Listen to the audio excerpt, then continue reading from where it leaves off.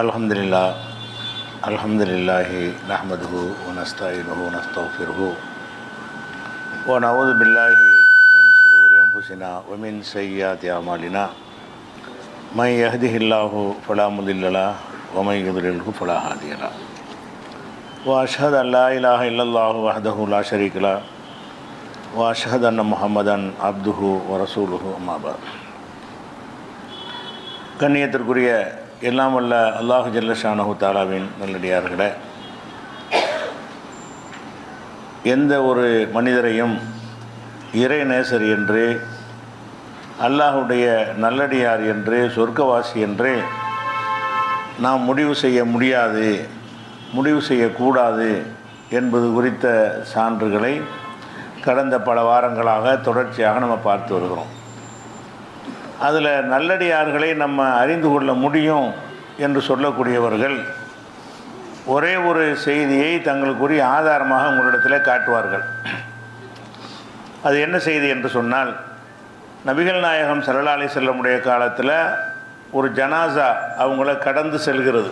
ஒரு ஜனாசாவை கொண்டுட்டு போகிறாங்க. அப்போ மக்கள் எல்லாம் என்ன செய்கிறாங்கன்னா, அந்த ஜனாசாவுக்கு உரியவரை பற்றி பாராட்டி பேசுகிறாங்க. நல்ல மனுஷன் அப்படின்னு சொல்லி அவரை பற்றிய ஒரு சிறப்புகளை பாராட்டி பேசுகிறாங்க.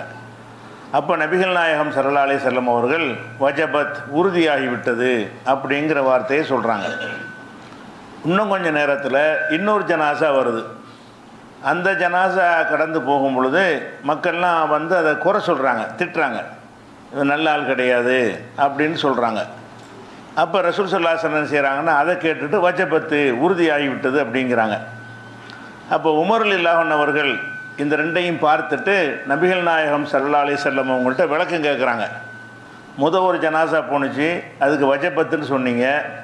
ரெண்டாவது ஒரு ஜனாசா போணுச்சு, அதுக்கும் வஜபத்து என்று சொன்னீர்கள். அது என்ன, அதனுடைய கருத்து என்ன என்று கேட்டார்கள். அப்போ நபிகள் நாயகம் ஸல்லல்லாஹு அலைஹி வஸல்லம் சொல்கிறாங்க, முதல் ஜனாசா போகும் பொழுது நீங்கள் எல்லாம் புகழ்ந்து பாராட்டி சொன்னீர்கள், அதனால் சொர்க்கம் கடமையாகி விட்டது. இன்னொரு ஜனாசா போகும் பொழுது வஜபத்துனா கடமையாகி விட்டது. இன்னொரு ஜனாசா போகும்போது நீங்கள் எல்லாம் அது அவருடைய குறைகளை நீங்கள் சொன்னீர்கள், அதனால் அது நரகம் அவருக்கு கடமையாகிவிட்டது என்று நான் சொன்னேன். ஏன்னு கேட்டால், இந்த பூமியில் நீங்கள் தான் அல்லாஹ்வுடைய சாட்சியாளர்கள். ஒருத்தர் நல்லவரா கெட்டவரான்னு முடிவு செய்து நீங்கள் தான். நீங்கள் மக்களாக பார்த்து புகழ்ந்துட்டீங்கன்னா ஒரு சொர்க்கவாசி, மக்களாக பார்த்து திட்டாங்கன்னு சொன்னால் நரகவாசி அப்படிங்கிற கருத்து வந்து இந்த ஹதீஸில் இது நிறைய இடங்களில் இடம்பெற்றிருக்கிறது. நீங்கள் ரெஃபரன்ஸ் பார்ப்பதற்காக புகாரியில் 1367வது ஹதீஸாக இது பதிவு செய்யப்பட்டிருக்கிறது. அப்போ இந்த ஹதீஸை வைத்து என்ன செய்கிறாங்கன்னா, நம்மெல்லாம் ஒரு ஆள் அவுளியான்னு சொன்னால் அவுளியா தான். இந்த ஹதீஸ் படி இப்படி சொல்லலாம்ல, அப்படி தான் ரசூலுல்லாஹ் சொல்கிறாங்க. அன்தும் ஷுஹதா உல்லாஹி ஃபில் அர்த், இந்த பூமியில் நீங்கள் தான் அல்லாஹ்வுடைய சாட்சியாளர்கள். அப்போ ஒருத்தர் நல்லவனா கெட்டவனான்னு தீர்மானிக்கிறது நீங்கள் தான் அப்படின்னு நபிகள் நாயகம் ஸல்லல்லாஹு அலைஹி வஸல்லம் சொன்னதாக வருகிறது. இந்த செய்தி வந்து புகாரியில் இடம்பெற்று இருந்தாலும், இந்த செய்தி வந்து ஏராளமான குர்ஆனுடைய வசனங்களுக்கும் ஏராளமான ஹதீஸுகளுக்கும் மாற்றமாக இருக்கிற காரணத்தினால் நம்ம அதிகமான ஆதாரத்தின் அடிப்படையில் தான் நம்ம முடிவு செய்ய வேண்டும். அது எப்படி மாற்றமாக இருக்குது என்று சொன்னால், முதல்ல ஒருத்தர் இறந்து விட்டார் என்று சொன்னால் அவரை பற்றி நமக்கு மார்க்கத்துடைய கட்டளை என்ன, ரசூலுல்லாஹ்வுடைய கட்டளை என்ன என்று கேட்டால், லா தசுப்புல் அம்பாத், இறந்தவர்களை நீங்கள் ஏசக்கூடாது, குறை சொல்லக்கூடாது. ஃபைன்னஹும் கத் அஃபலூ இலா மா கத்தமு, அவங்க என்ன செஞ்சார்களோ அதற்கான விளைவை படைந்து கொண்டார்கள். இப்போ அவங்கள போட்டு நீங்கள் என்ன செய்யக்கூடாது, குறை சொல்லக்கூடாது என்று நபிகள் நாயகம் ஸல்லல்லாஹு அலைஹி வஸல்லம் நமக்கு ஒரு கட்டளை போட்டிருக்கிறாங்க. இந்த கட்டளையும் புகாரியில் 1393வது ஹதீஸாக இருக்கிறது. அப்போ ஒரு ஜனாசா போகும் பொழுது அவருடைய குறைகளை சஹாபாக்கள் சொன்னால் ரசூலுல்லாஹ் கண்டித்து தான் இருப்பாங்க. ஏன் அவருடைய குறையை நீ சொல்கிற, இறந்து போயிட்டாருன்னு சொன்னால் அவரை பற்றி பேசக்கூடாது அப்படின்னு ரசூலுல்லாஹ் தடுத்துருக்குறாங்க. ஒரு ஜனாசா போணுச்சான், அதை புகழ்ந்து பேசினாங்க, சொர்க்கம் என்று உறுதியாகிவிட்டதுன்னு ரசூலுல்லாஹ் சொன்னாங்கன்னு வருது. அது வரைக்கும் கூட ஓகே, நல்லதை சொல்லியிருக்கலாம். கெட்டது சொல்கிறாங்கல்ல, தீமையை சொல்லி அந்த ஜனாசாவுடைய குறைபாடுகளை பேசிக்கிட்டு இருக்கும்போது ரசூல் ஸல்லல்லாஹு அலைஹி வஸல்லம் காட்டின வழி என்னன்னு சொன்னால், அதை குறை சொல்லக்கூடாது என்பது தான். இப்போ இன்றைக்கி கூட என்ன செய்கிறாங்கன்னா, மதுஹப்புகளில் இந்த கருத்தை சொல்லக்கூடியவங்கள்ட்ட எல்லாம் நீங்கள் ஒரு ஃபத்வா கேளுங்க, ஒருத்தர் ஜனாசா இறந்துட்டார், அவரை ஜனாசாவுக்கு பக்கத்தில் போய் நின்றுட்டு அவருடைய குறைகளை சொல்வது கூடுமான்னு கேளுங்க, அதெல்லாம் கூடாதும்பாங்க. கூடாதுன்னு சொல்லும்போது ஆதாரம் காட்டுறாங்க. கூடாதுன்னா இது இந்த ஆதாரத்தை எடுத்துக்கொண்டோம் என்றால் நம்மளும் குறை சொல்லலாம்னு வரும்ல. இந்த ஆதாரமாக நீங்கள் எடுத்துக்கிட்டீங்கன்னா ஒரு ஜனாசா போகும்போது அவருடைய தீமைகளை எல்லாம் போட்டு ஆளாளுக்கு என்ன செய்கிறது, பேசுனதை பார்த்து நீங்கள் எல்லாம் கெட்டவன்னு சொல்கிறதுனால அது அல்லாவிடத்துலையும் கெட்டவன் தான் ரசூலுல்லாஹ் சொன்னாங்க என்றால், அப்போ இறந்தவரை பற்றி ஜனாசாவுக்கு முன்னாடி வைத்து குறை சொல்வது, விமர்சனம் பண்ணுவது மார்க்கத்தில் உள்ளது என்று ஆகிவிடும். இந்த ஹதீஸை நம்ம அப்படி ஏற்றுக்கொண்டோமே ஆனால் அந்த கருத்தில் வந்துடும். அப்போ நபி ஸல்லல்லாஹு அலைஹி வஸல்லம் அவர்கள் அதை நம்ம தடுத்திருக்கிறாங்க. ரெண்டாவது என்ன செய்கிறாங்கன்னா, லாத்த சுப்புல் அம்பாத் தூதுல் அஹ்யா, நீங்கள் இறந்து போனவங்களை திட்டுவதன் மூலமாக உசுரோடு இருக்கிறவங்களுக்கு மனவேதனையை கொடுக்காதீங்க. ஒரு ஆள் இறந்துட்டாருன்னா அவரை போட்டு குறை சொன்னீங்கன்னா அவருடைய தந்தை கேள்விப்படுவார், அவருடைய மகன் காதில் அது விழும், அவங்க சொந்தக்காரங்களுடைய காதில் விழும், அவங்க சங்கடப்படுவாங்க, ஏன் நம்மளுக்கு செத்து போனாலை பற்றி ஏன் பேசுகிறாங்க அப்படின்னு சொல்லி என்ன செய்வாங்க, அந்த குடும்பத்தார்கள் கவலைப்படுவாங்க என்று ரசூல் ஸல்லல்லாஹு அலைஹி வஸல்லம் தடுத்ததும் அஹ்மதில் வருகிறது. அப்போ ஒரு இறந்துட்டார்னு சொன்னால், ஜனாசா போணுச்சுன்னு சொன்னால், அப்போ இந்த மாதிரி சம்பவம் நடந்து இருக்குமான்னு நடந்து இருக்காது. ஏதோ இந்த அறிவிப்பில் ஒரு கோளாறு இருக்குது. ஏன்னு கேட்டால் இப்படி ரசூலுல்லாஹ் இதை அங்கீகரிக்க மாட்டாங்க. குறை சொல்வதை, இறந்து போனவரை பற்றி பேசுவதை அங்கீகரிக்க மாட்டார்கள். அது ஒரு முக்கியமான ஒரு விஷயம். அதுபோக அந்த ஜனாசாலாம் யாருடைய ஜனாசாவாக இருக்கும், சஹாபாக்கள் தானே. அவங்களாம் யார், நல்ல ஜனாசா கொண்டு போனாலும் அவங்களும் சஹாபி தான். கெட்ட ஜனாசான்னு சொல்லக்கூடியவரும் யார், சஹாபி தான். அப்போ சஹாபாக்கள்லாம் நரகவாசிகள், சஹாபாக்களில் நரகவாசி இருந்தாங்கன்னு இவங்களுடைய கொள்கையை ஒத்துக்குருவாங்களா? சாதாரண மக்கள் இல்லையா? அந்த ரசூலுல்லாஹ் காலத்தில் மௌத்தா போனாலும் யாராக இருப்பாங்க, சஹாபியாக தானே இருப்பாங்க. அப்போ சஹாபாக்களே அந்த நிலை வருமானு கேட்டால் அதை அவங்க இல்லைங்கிறாங்க. சஹாபாக்கள்லாம் அப்படி சொல்லக்கூடாது, நரகவாசின்னு சொல்லக்கூடாதுன்னு சொல்கிறாங்க. அப்போ அந்த விஷயத்துக்கு மாற்றமாக இருக்கிறது. அது போக இஸ்லாத்தினுடைய பேசிக்கான ஒரு விஷயத்தை நம்ம இத்தனை வாரமாக சொல்லியிருக்கிறோம். என்ன சொல்லியிருக்கிறோம், அல்லாஹ் ஒருவரை நேசிக்கிறான் என்பது மனுஷனுக்கு அறிய இயலாது. இது இஸ்லாத்தினுடைய பேசிக். இதுக்கு நிறைய ஆதாரங்களை உங்களுக்கு காட்டியிருக்கிறோம். அல்லாஹ் ஒருத்தரை நேசிக்கிறான் என்று சொன்னால் அல்லாஹுவா சொன்னாலே தவிர நமக்கு அறிய முடியாது. எத்தனையோ சம்பவங்களில் நபி ஸல்லல்லாஹு அலைஹி வஸல்லம் அவர்கள் ஒரு 8 பேர் தங்கினார்கள். தங்கி என்ன செஞ்சாங்க, அங்கே மஸ்ஜித் நபவியில் ரசூலுல்லாஹ் தங்க வச்சுருந்தார்கள்.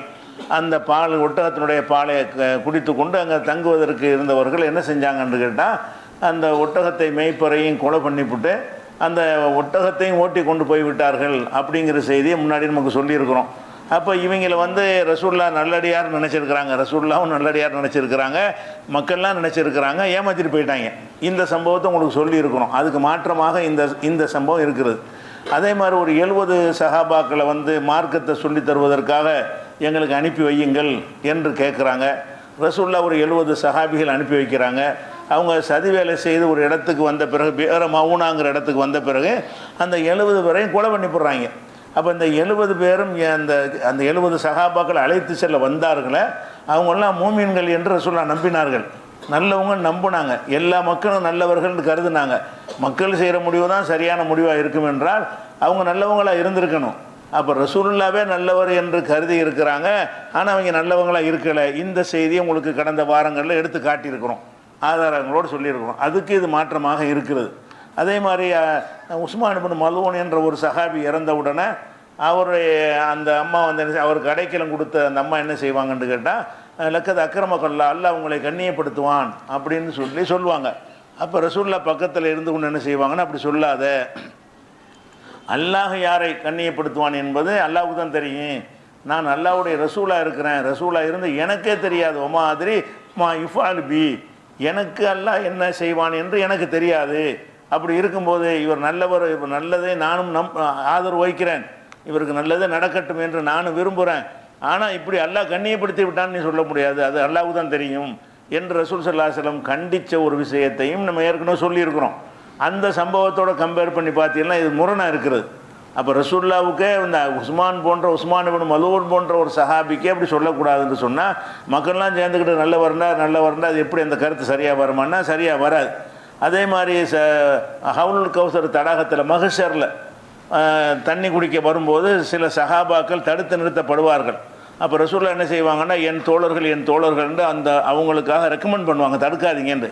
அப்போ அல்லாஹ் என்ன சொல்லுவான்னு கேட்டால், யா முஹம்மத் லா தத்ரி மா அஹதஸு பாதக், உனக்கு பிறகு இவங்க என்ன செஞ்சாங்கன்னு உனக்கு தெரியாது, இவங்க உனக்கு பிறகு புதிதாக மார்க்கத்தில் சிலதை உண்டாக்கி விட்டார்கள் என்று சொல்லி அவங்க தடுக்கப்பட்டே விடுவார்கள், அனுமதிக்கப்பட மாட்டார்கள். அப்போ நபிகள் நாயகம் ஸல்லல்லாஹு அலைஹி வஸல்லம் காலத்தில் சஹாபிகள் என்று நபிகள் நாயகமே நம்பி இருக்கிறாங்க. அவங்க நல்லவங்களாக இருக்கலை.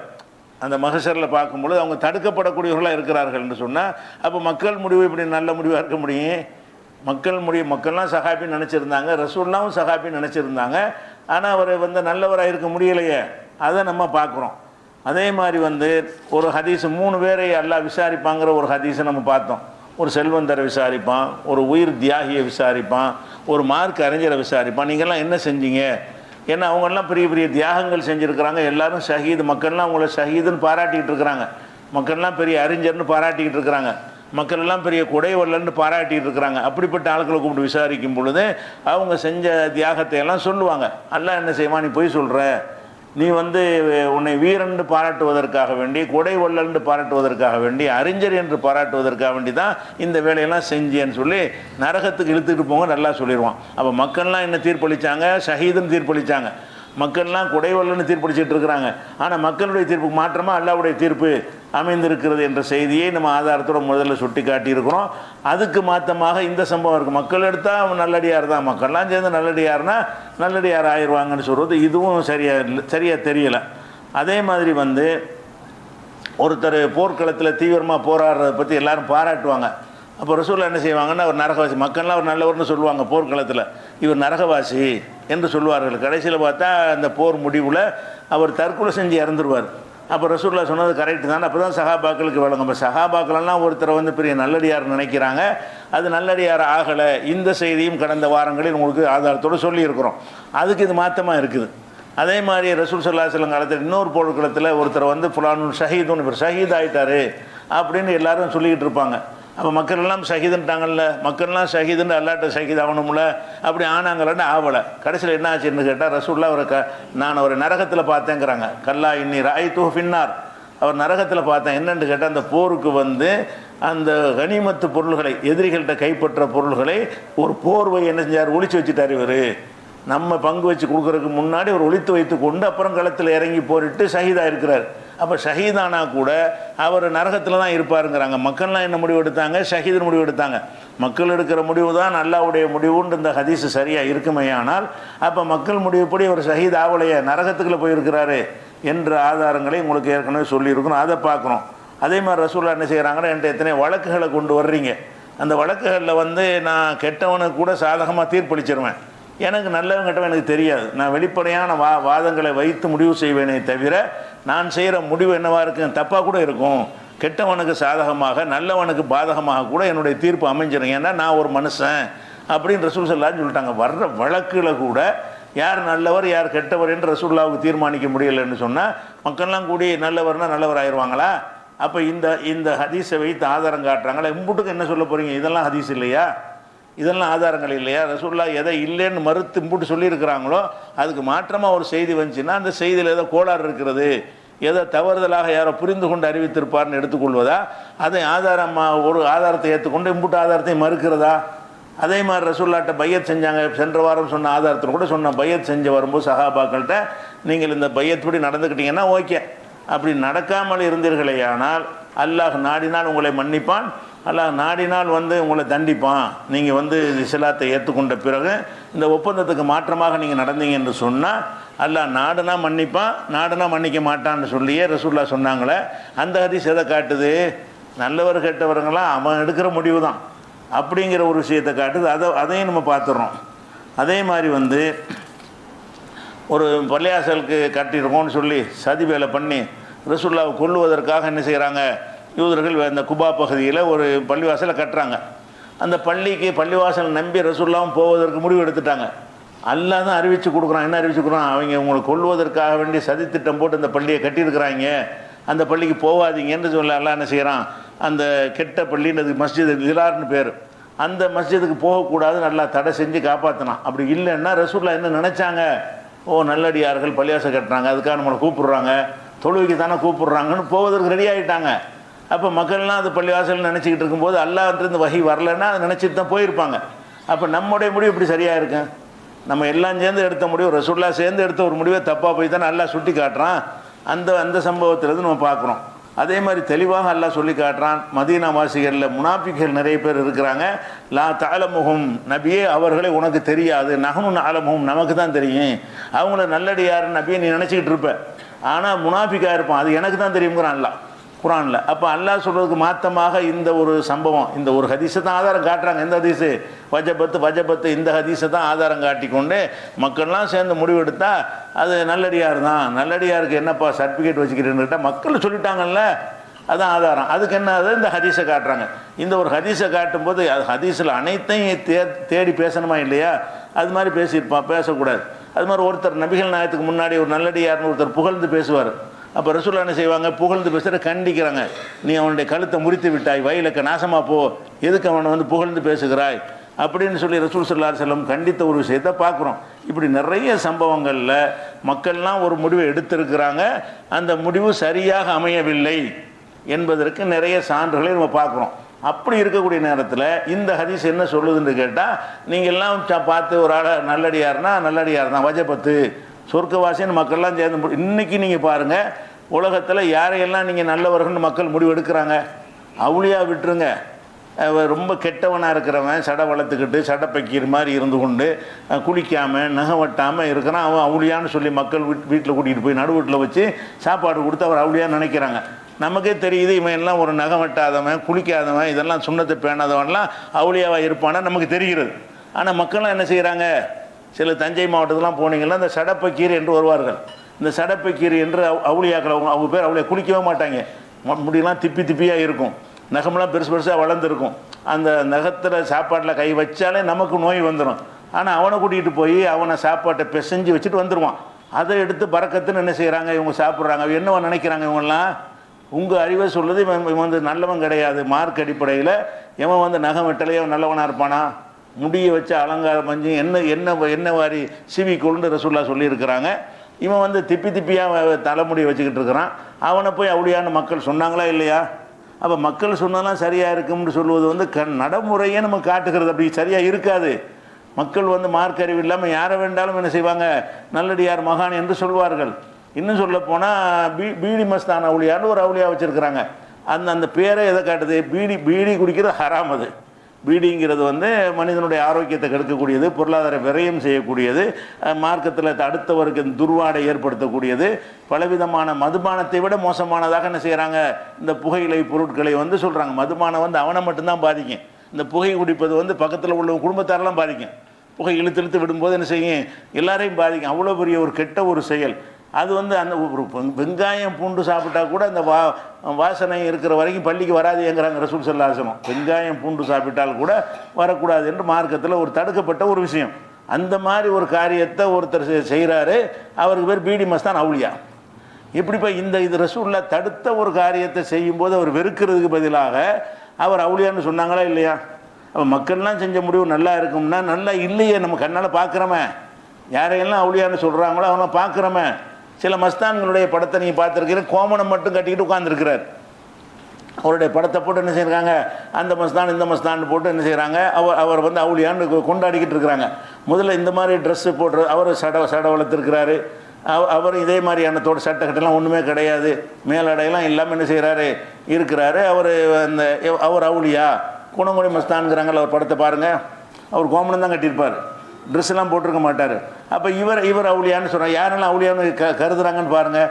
இந்த கோலத்தை பார்த்தோன்னா என்ன செய்யணும்? இவர் இஸ்லாமிய சுன்னத்தில் இல்லை. இன்னும் சொல்ல போனால் அவர் இஸ்லாத்தை கிண்டல் அடிக்கிறார். அவர் இஸ்லாத்தை வந்து கிண்டல் அடித்து என்ன செய்கிறாரு? பேசுகிறாரு. அவரை மகாண்டு இவங்க சொன்னாங்களா இல்லையா? என்ன கிண்டல் அடிக்கிறாரு? கல்யாணம் பண்ணுறது ரசூலுல்லாஹ் சுன்னத்துட்டாங்க, இவர் கல்யாணம் பண்ணலை. இவர் பண்ணாமல் இருந்தால் தொலைஞ்சிட்டு போது தனிப்பட்ட ஒரு சொல்லுடைய விருப்பம் இல்லாமல் கூட இருக்கலாம்.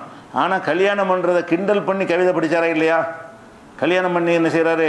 ஆடென்றும் மாடென்றும் வீடென்றும் தேடென்றும் ஆண்டவனை மறப்பாக்குவாள். கல்யாணம் பண்ணிட்டேன்னு சொன்னால் ஆடு மாடு வீடு எல்லாம் தேடிக்கிட்டு வாண்டு ஆண்டவனை மறக்கடிச்சிருவாள். அந்த நாரிகள் ஆசை தையோ வையத்தில் பெண் கொண்ட பேர்பட்ட பாட்டையும் கேட்டையும் பேசுவோமே நெஞ்சமேன்னு படிச்சிருக்காரு. இந்த பெண் கொண்ட பேர்னா கல்யாணம் பண்ணவங்க. இந்த கல்யாணம் பண்ணவங்களுடைய கதையெல்லாம் கேளுங்க அப்படின்னு சொல்லி என்ன செய்கிறாரு? திருமணம் செய்வதை ரசூலுல்லாஹ் சுன்னத்துங்கிறாங்க. அதை புறக்கணித்தால் என்னை சேர்ந்தவன் இல்லைங்கிறாங்க. அதை புறக்கணித்து அதை கிண்டல் பண்ணி அதை தப்புன்னு சொல்லி ஒருத்தர் கவிதை படிக்கிறாரு. அவர் உங்களுக்கு அவுளியாவாக்கப்பட்டிருக்காரா இல்லையா? அல்லாஹ்வுடைய ரசூலோடு சேர்ந்து யுத்தம் செய்யக்கூடியவர்கள் என்ன செய்கிறது? அவுளியாக்களாக நம்ம கண்ணால் பார்க்குறாங்க. யாரை என்ன அவுளியான்னு ஆக்கியிருக்கிறாங்கன்னு கேட்டால் அப்போ மக்கள் முடிவு சரியாகவே இல்லை. அது என்ன சொன்னால் அல்லாஹ் நோக்கி அவர் படிக்கிறார். முட்டையும் பொரித்து முடுக்கோழியும் தான் பொரித்து தட்டை பீங்கானில் வைத்து தருவன் ராமயமேன்னு படிக்கிறார். அல்லாவுக்கு என்ன செய்வாராம்? முட்டையும் பொரிப்பாராம், முழுக்கோழியும் பொரிப்பாராம், தட்டை பீங்கானில் வச்சு உனக்கு அல்லாவே நான் உனக்கு தருவேன் அப்படின்னு இறைவனை நோக்கி இது இஸ்லாமா? இது அல்லாவுடைய பேசிக் என்ன? அல்லாஹு சமது. அல்லாஹ் எந்த தேவையும் இல்லவன். அவன் உங்களுக்கு ரிஸ்க்கு கேட்க மாட்டான், அவன் தான் உங்களுக்கு ரிஸ்க்கை தருகிறான். இப்படியெல்லாம் இஸ்லாத்தினுடைய அடிப்படை கொள்கை இருக்கும் பொழுது அல்லாஹ்வுக்கு நான் முட்டையும் பொரித்து முழு கோழியும் பொரித்து உனக்கு தருவேன் அப்படின்னு சொல்லி ஒருத்தர் பாடுகிறார் என்று சொன்னால் அவரை எப்படி இந்த மக்கள் கருதி இருக்க வேண்டும்? ஒரு அறிவினராக கருதி இருக்க வேண்டும், ஒரு வழிகட்டவராக கருதி இருக்க வேண்டும், இருக்கிறதுலேயே மகா மோசமானவராக கருதி இருக்க வேண்டும். ஆனால் மகானாவளோ கருதுனாங்க. இன்னைக்கு ரஹ்மத்துல்லாஹி அலைஹின்னு சொல்கிறாங்களே, அப்போ மக்கள் சொன்னதெல்லாம் சரியாக இருக்கும்னா எப்படி சரியாக இருக்கு? மக்கள் இப்படி சொல்லியிருக்கிறாங்களே, இப்படிப்பட்ட ஆலையெல்லாம் பண்ணியிருக்கிறாங்களே நம்ம பார்க்குறோம்.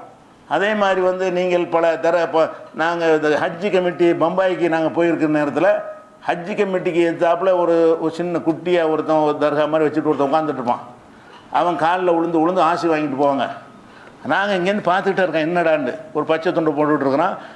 அவன்கிட்ட ஆசி வாங்கிட்டு போகிறாங்க, காலை தொட்டு போகிறாங்க. கொஞ்ச நேரம் சென்று அவன் இந்த கீழே இறங்கி யூரின் போகிறான், நின்றுக்கிட்டு யூரின் போகிறான் பொது இடத்துல. அதை கழுவவும் இல்லை, சுத்தப்படுத்தலை, அப்படி மரப்பை உட்காந்துக்கிட்டான். நாங்கள் இங்கேருந்து உட்காந்து ஹஜ் கமிட்டியில் உட்காந்து அதை பார்த்துக்கிட்டே இருக்கிறோம். ஒரு நிகழ்ச்சிக்காக நாங்கள் போயிருக்கும் பொழுது அப்போ அவர் அவுளியான்னு நினைக்கிறாங்க. இந்த மாதிரி உள்ள ஆட்களை எல்லாம் குளிக்காதவர்கள், சுத்தமாக இல்லாதவர்கள், பேணுதலாக இல்லாதவர்கள், இவங்களெல்லாம் அவுளியாண்டு மக்கள் நினைக்கிறார்கள் என்று சொன்னால் நம்ம அறிந்து கொள்கிற விஷயம் என்னென்னு கேட்டால் மக்கள் முடிவு சரியாக இருக்காது. மக்கள் என்ன செய்வாங்க? தப்பான முடிவு எடுப்பாங்க. இந்த விஷயத்தெல்லாம் அல்லாஹ்வுக்கு தான் முடியும். ஆதாரங்களை கொண்டும் இது நல்லா தெரிகிறது, நடைமுறையை கொண்டும் தெரிகிறது. குர்ஆன் ஹதீஸ் ஆதாரங்களை வச்சு பார்த்தாலும் ஈசா நபி என்ன சொல்லிடுவாங்க? உன்னுடைய நீ தான் இப்படி தான் சொன்னியான்னு எல்லாம் கேட்கும்போது எனக்கு தெரியாது, உன் உள்ளத்தில் உள்ளது எனக்கு தெரியாது, ஏன் உள்ளத்தில் உள்ளது உனக்கு தெரியும். தாளமு மாஃபி நப்சி ஒரு ஆலமு மாஃபி நப்சிக்க, உன் மனசில் உள்ளது எனக்கு தெரியாது அல்லான்னு ஈசா நபி மறுத்துருவாங்க. அப்போ ஈசா நபிக்கே இவங்க நல்லவங்களா கெட்டவங்களான்னு தெரியலைன்னு சொல்லும் பொழுது நபிகள் நாயகம் ஸல்லல்லாஹு அலைஹி வஸல்லம் என்ன செய்கிறாங்கன்னா, என்னுடைய சகோதரர் ஈசா சொன்ன பதிலை தான் நானும் சொல்லுவேன், அல்ல என்னையும் கேட்பான். இந்த மாதிரியெல்லாம் நீ தான் சொல்லிட்டு வந்தியா, முழுதோ சொன்னியா, இந்த தர்கா கட்ட சொன்னியா அப்படின்னு கேட்கும் பொழுது இறைவா எனக்கு தெரியாது, இவங்க என்ன செஞ்சாங்க, நான் இருக்கிற வரைக்கும் ஒழுங்காக சொல்லிக்கிட்டு இருந்தேன், என்னை மரணிக்க செஞ்ச பிறகு என்ன நடந்துச்சுன்னு எனக்கு ஒன்றும் தெரியாது அப்படின்னு சொல்லி கைவிட்டு விடுவார்கள் என்பதை பார்க்குறோம். அப்போ நபிகள் நாயகம் ஸல்லல்லாஹு அலைஹி வஸல்லமுடைய பல தோழர்களே இணைஞ்சிருக்கிறாங்கன்னா மதம் மாறி போயிருக்கிறாங்க, முர்த்ததா போயிருக்கிறாங்க. அவங்க முன்னிலையில் சஹாபியாக இருந்தவங்களே இணைஞ்சிருக்கிறாங்க, மாறி போயிருக்கிறாங்க. ஜக்காத்து கொடுக்குறதே மறுத்திருக்கிறாங்க சஹாபாக்களாக இருந்து கொண்டு. நல்லடியார் என்று ரசூலுல்லாஹ் காலத்தில் முடிவு செய்யப்பட்டவங்க. அபூபக்கர் சித்திக்குடைய காலத்தில் ஜக்காத் தரமாட்டோங்கிறாங்க. இது யார்? அப்போ இவங்களேனும் நல்லவர் தான் நான் மக்கள் நினச்சாங்க. இவங்க நல்லவங்களை ஜக்காத்தை மறுத்தாங்கன்னு நல்லவங்களாக இருப்பாங்களா? அவங்களுக்கு எதிராக யுத்தம் பண்ணி பலத்தை பிரயோகம் பண்ணி தான் அபூபக்கர் சித்திக் ரலியல்லாஹு அன்ஹு அவர்கள் ஜக்காத்தை வசூல் பண்ணாங்க. அப்போ இதெல்லாம் பார்க்குற நேரத்தில் என்னென்னு கேட்டால் ஒரு பேசிக்கை நம்ம மனசில் வச்சுக்கிறணும். எந்த ஒரு மனிதனையும் நல்லடியார் என்று மனிதன் முடிவு செய்ய முடியாது. அல்லாஹ் நேசிக்கிறது அல்லாஹ் சொன்னாலே தவிர யாரையும் நம்ம அவுளியார் மகான்னு சொல்ல முடியாது. இன்னும் சொல்ல போனால் இந்த ஹதீஸை சரின்னு வைத்து கொண்டீர்களேயானால் அலி ரலியல்லாஹு அன்ஹுக்கும் ஆயிஷா நாய்க்கும் யுத்தம் நடந்துச்சு நடத்தும். ஒருவருக்கு எதிராக ஒரு ஆயுதம் தாங்கி கொள்றதுக்கு பிறகு யுத்தத்துக்கு எதுக்கு போகிறாங்க? இவங்க படை போய் அவங்கள கொல்லுவாங்க, அவங்க படை இவங்களை கொல்லுவாங்க. இவன் கொல்வதற்கு உரியவன் என்று முடிவு எடுத்தாங்களே, யாருடைய இந்த முடிவு அடிப்படையில் அல்லாஹ் தீர்ப்பளிப்பான்? மக்கள் எடுத்த முடிவு தான் சரி என்று சொன்னால் ஆயிஷா நாய் என்ன செய்கிறாங்க? இவரை கொல்லணும்னு படை எடுத்துகிட்டு போகிறாங்க. அதனால் அவர் கெட்டவரா? அல்ல அவர் ஆயிஷா நாயை கொல்லணும்னு படை எடுத்துகிட்டு வந்தார். அவர் சமுதாயம் தானே, சமுதாயத்தில் உள்ளவர் தானே. அலிக்கும் மாவியாவுக்கும் சண்டை நடந்துச்ச, அந்த சண்டைக்கு சிஃபின் போருக்கு என்ன சொல்கிறீங்க? அதில் வெறும் படையெடுத்து போய் கொல்லவும் பட்டார்கள். கொள்வதற்கு தான் படையெடுத்துட்டு போகிறாங்க. ரெண்டு சைட்லையும் அதான் நோக்கமே. அவனை நம்ம கொள்ளணும், நம்ம ஜெயிக்கணும் என்று சொல்லி இவங்க நினைப்பாங்க, அவங்களும் அதே மாதிரி நினைப்பாங்க.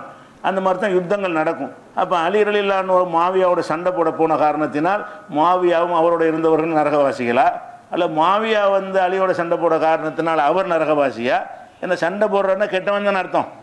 ஒரு ஆள்கிட்ட போய் சண்டை போடுறதா இருந்தால், போர் செய்கிறதா இருந்தால் மகா கெட்டவனோட தான் யுத்தம் செய்வோம். சாதாரண கெட்டவனோட பேச்சுவார்த்தையோடு நிப்பாட்டிக்கிறோம். ஒருத்தனை கொல்லத்தான் வேணுங்கிற அளவுக்கு போகிறார்கள்னு சொன்னால் எவ்வளோ கெட்டவர்களாக கருதி இருக்கிறாங்க. ஒவ்வொருத்தரும் அடுத்த வரை கெட்டவராக கருதி இருக்கிறார்கள். அப்போ மக்கள் கருதுறது தான் முடிவுன்னு சொன்னீங்கன்னா, இப்போ யார் கருதுனது அல்லாஹ்வுடைய முடிவு? அலி ரலியல்லாஹு அன்ஹு கருதுனது முடிவா? மாவியா ரலியல்லாஹு அன்ஹு கருதுன அல்லாஹ்வுடைய முடிவா? ஆயிஷா நாயகி கருதியது அல்லாஹ்வுடைய முடிவா? அப்போ அல்லாஹ்வுடைய முடிவு, மக்கள் முடிவு தான் அல்லாஹ்வுடைய முடிவுன்னா, மக்கள் நிறைய தப்பாவெல்லாம் நடந்திருக்கிறாங்களே, சஹாபாக்கள் மத்தியில் யுத்தங்கள்லாம் நடந்திருக்குது.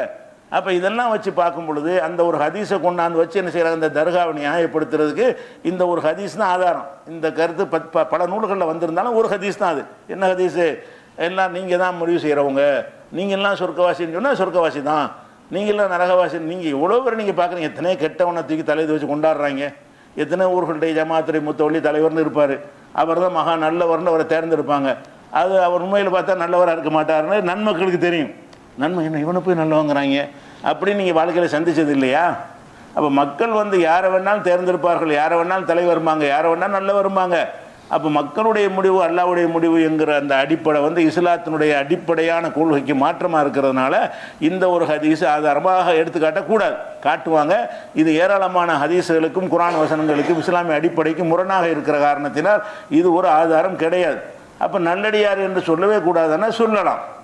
யாரை பற்றி அல்லாஹ் நல்லடியார் என்று சொல்லி இருக்கிறானோ, யாரை பற்றி ரசூல் ஸல்லல்லாஹு அலைஹி வஸல்லம் அவர்கள் நல்லடியார் என்று குறிப்பிட்டு சொல்லி இருக்கிறார்களோ அவங்கள மட்டும்தான் நல்லடியார் என்று சொல்லலாம். அவங்க யாரையெல்லாம் சொல்லி இருக்கிறாங்க அதையும் தெரிஞ்சுக்கணும். நம்ம நல்லடியார் என்று அல்லாஹ்வாலும் ரசூலாலும் சொல்லப்பட்டவர்கள் யார்?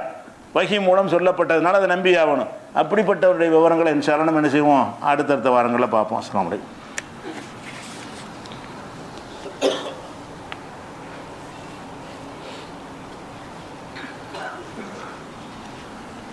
அன்பிற்குரிய சகோதரர்களே, அந்த தேர்தல் பத்திரம் சம்பந்தமான விஷயந்தான் மறுபடியும் சொல்ல வேண்டி இருக்கிறது. அப்போ சுப்ரீம் கோர்ட்டில் உறுதியாக நினைஞ்சிட்டாங்க, விவரமாக சொல்லணும் யார் யாருக்கு பத்திரம் வாங்கினது, யாருக்கு கொடுத்தது. பத்திரம் வாங்கினது மட்டும் சொன்னால் பத்தாது.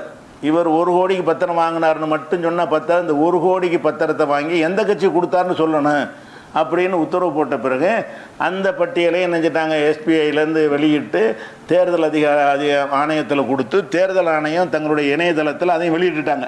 அப்போ எவன் யார் யாருக்கு கொடுத்தாங்கிறது பூரா வந்துருச்சு. இப்போ விவரம் வந்தால் பெரிய ஆபத்தான பயங்கரமான விஷயங்கள்லாம் அதில் வெளிப்படுகிறது. என்ன வெளிப்படுகிறதுன்னு கேட்டால், சில மருந்து கம்பெனிகளுக்கு நிறைய சட்டங்கள் இருக்குது. மருந்து தயாரிப்பதற்கு உயிரோடு விளையாடுற ஒரு விஷயம் அது. அப்போ மருந்தில் ஏதாவது மிஸ்டேக் பண்ணிட்டான்னா என்னவாயிரும், நமக்கு பெரிய பாரதூரமானதாக போயிடும். சில மருந்து, இருமல் மருந்துலாம் பெரிய ஆபத்து, உயிரை பறிக்கக்கூடிய விஷயங்கள்லாம் இருந்து சில மருந்துகள் தடை செய்யப்பட்டதெல்லாம் நீங்கள் அறிஞ்சிருப்பீங்க. அப்போ மருந்து தயாரிக்கிற விஷயங்கள் ரொம்ப கஷ்டமான ஒரு விஷயம். அது ரொம்ப கெடுபடியாக அரசாங்கம் இருக்கும். எந்த நாட்டினுடைய அரசாங்கமாக இருந்தாலும் சரி, மருந்து தயாரிக்கிற விஷயத்தில் கடுமை காட்டி சட்டம் வைத்திருப்பார்கள். அப்போ அந்த மாதிரி சில மருந்து கம்பெனிகள் மீது சில வழக்குகள் போடப்பட்டு அவங்க சரியாக நடத்தலை, குறைபாடுகள் இருக்குதுன்னு சொல்லி சோதனையெல்லாம் நடத்தப்பட்டு மருந்து கம்பெனிகள் இருந்தது. அந்த மருந்து கம்பெனிகள் பூராவுமே பத்திரம் வாங்கி கொடுத்துருக்காங்க. எந்தெந்த மருந்து கம்பெனிகள் மேலே ரைடு விடப்பட்டுச்சோ, எந்த மருந்து கம்பெனிகள் சரியில்லை என்று விசாரணைக்கு உட்படுத்தப்பட்டுச்சோ, அந்த மாதிரியான மருந்து கம்பெனிகள் எல்லாம் 20 கோடி 17 கோடி 18 கோடின்னு இந்த மருந்து கம்பெனிக்காரன் போய் என்ன செய்கிறான்னு கேட்டால், தேர்தல் பத்திரத்தை 20 கோடிக்கு வாங்கி அதை பிஜேபிக்கு கொடுத்தான். இப்போ எல்லாத்தையும் விவரத்தோடு வந்துருச்சுல, கொடுத்தவன் யார் வாங்கினவன் யாருன்னு பிஜேபிக்கு கொண்டு போய் என்ன செய்கிறான், பிஜேபிக்கு தேர்தல் நிதியாக 20 கோடி 17 கோடி 19 கோடின்னு எல்லாம் மருந்து நிறுவனங்களுடைய லிஸ்ட்டையாக எடுத்து போட்டு இப்போ விவாதம் பண்ணி நிறைய இடத்துல வாங்கியிருக்கிறாங்க. இந்த மருந்து கம்பெனிக்காரன் உனக்கு ஏன் தேர்தல் நிதி தர்றான் என்னென்னு விசாரித்தோம்னா, அந்த மருந்து கம்பெனிகள் மேலையெல்லாம் புகார்கள், அந்த மருந்து கம்பெனி மேலையெல்லாம் விசாரணைகள், அந்த மருந்து கம்பெனி மேலையெல்லாம் இடியுடைய சோதனைகள், வருமான ஐடியுடைய சோதனைகள், இது எல்லாமே நினைஞ்சிருக்குது நடத்தப்பட்டிருந்தவொன்னே தப்பிக்கிறதுக்கு என்ன செய்கிறான்னு கேட்டால், ரைடு விட்டுருவாங்களா, உடனே 10 கோடி பத்திரத்தை வாங்கி கொடுத்துட்றது, அதோட க்ளோஸ், அந்த ஃபைல் க்ளோஸ் ஆகி போயிடும். அப்போ இந்த மாதிரி மருந்து கம்பெனி காப்பாற்றுறதுக்கு நீங்கள் பணம் வாங்கியிருந்தாங்கன்னா, பணம் வாங்குறது ஒரு குற்றம்னு வைங்க, அந்த மருந்து நம்மளோட உயிரை பறிக்கக்கூடியதாக இருந்தால், அந்த மருந்து தவறான ஒரு விஷயத்தை செஞ்சு அதை அனுமதிக்கிறதுக்கு இந்த காசை வாங்கியிருந்தாங்கன்னா நம்ம உயிரோடு தான் விளையாண்டுருக்கிறான். மக்கள் சாவதை பற்றி கவலை இல்லை, மக்களுடைய ஆரோக்கியத்தை பற்றி கவலை இல்லை, மக்களுக்கு வர்ற கேட்டை பற்றி கவலை கிடையாது. எங்களுக்கு தேர்தல் நிதி கொடுத்தாயானால் நீ மக்களை கொலை செஞ்சுக்கிறதுன்னு அர்த்தம். அப்போ மருந்து கம்பெனியில் போய் வேணா வாங்குவானா? மருந்து கம்பெனியுடைய முறைகள் மற்ற விஷயத்தை வாங்கினான்னு சொன்னால் அவன் சம்பாதிச்சாங்கிற ஒரு விஷயத்தோடு போயிடும். மருந்து கம்பெனிகளில், மருந்து தயாரிப்பு நிறுவனங்களில் இந்த மாதிரி வாங்கிட்டு முறைகேடை அமுக்குறான்னு சொன்னால் அந்த மருந்துகள்லாம் நம்ம தான் நாளைக்கு வாங்கி சாப்பிட போகிறோம். நமக்கு தான் அந்த மருந்து தானே எழுதி தர போகிறான். அது கேடு தரக்கூடியதாக இருக்குன்னு ஒரு சோதனையெல்லாம் செய்யப்பட்டு வழக்கும் போடப்பட்ட ஒரு விஷயத்தில் அந்த மருந்து கம்பெனி ரூபாயை கொடுத்து சரி கட்டுறான் என்று சொன்னால் அவள் மனித உயிர்களோடு எப்படி விளையாடி இருக்கிறாங்க? எல்லாம் அம்பலமாகுது. இதெல்லாம் சிந்திச்சு பார்த்தோம்னு சொன்னால் நாட்டை அழித்து நாசமாக்குறதுக்குரிய அம்புட்டு வேலையும் செய்திருக்கிறார்கள் என்பது தெளிவாக தெரிகிறது. இப்போ தேர்தலில் ஜெயிக்க வேண்டும் என்ற காரணத்திற்காக வேண்டி அவர் டெல்லி முதல்வரை பிடிச்சி கைது பண்ணுறாங்க. டெல்லி முதல்வர் என்ன செய்கிறான்? அவன் தான் இருந்து பிரச்சாரம் பண்ணுறதுக்கு ஒருத்தன் இருக்கான், அவனும் இருக்கக்கூடாதுன்னு சொல்லி அதை போய் கைது பண்ணுறாங்க. காங்கிரஸ் கட்சியுடைய வங்கி கணக்கெல்லாம் முடக்கிட்டாங்க. பணம் எடுத்து செலவழிக்க முடியாது. காங்கிரஸ் கட்சி தேர்தலுக்கு செலவழிக்கிறதுக்கு வேணும்னா அவங்க வங்கி கணக்குகளை முடக்கிட்டாங்க, செயல்படுத்த முடியாமல். அந்த பணத்தை எடுக்க முடியாது, கொடுக்க முடியாது, வாங்க முடியாது. போஸ்டடிக்க காசு இல்லாமல் தடுமாறிக்கிட்டு இருக்கிறோம்னு சொல்லி அவங்க காங்கிரஸ் தலைவர்கள் என்ன செய்கிறாங்க? பேட்டி கொடுக்குற ஒரு காட்சியை பார்க்கணும். இவங்க கோடி கோடியாக பணம் முதலீட்டை வாங்குறாங்க. இந்த மாதிரியான ஆட்கிட்டலாம் பணத்தை வாங்கக்கூடிய காட்சியை பார்க்குறோம். ஆனால் எதிர்க்கட்சியாக இருக்கிறவங்களுடைய எல்லா விதமான செயல்பாடையும் முடக்கிறாங்க. மொத்தத்தில் நாட்டை நாசத்தின் இதில் கொண்டு தள்ளிக்கிட்டு இருக்கிறாங்க என்பதை ஒரு தகவலாக பதிவு செய்து கொள்கிறோம். அஸ்ஸலாமு அலைக்கும்.